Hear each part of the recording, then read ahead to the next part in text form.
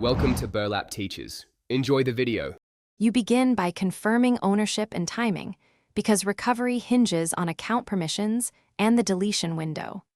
Once signed into the correct Google account, open the Google Cloud or Firebase console and locate the projects list. Make sure to switch to the right organization or billing account, otherwise you might not see the deleted item. Now use the console's deleted or recently removed projects view to find the project ID, so you can start the formal restore process without delay.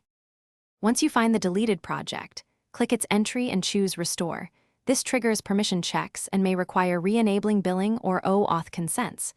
You must confirm any prompts immediately because delayed approvals can abort the process. While restoring, monitor the project status in the console. Some resources come back quickly, others take minutes. If you use custom APIs or service accounts, re-verify keys and roles after restore, since some credentials may require recreation to ensure secure access. After the console marks the project active, validate Firebase services. Check authentication, Firestore indexes, storage buckets, hosting sites, and cloud functions. Redeploy if a mismatch appears. Make sure IAM roles and service accounts are intact and restore any lost keys.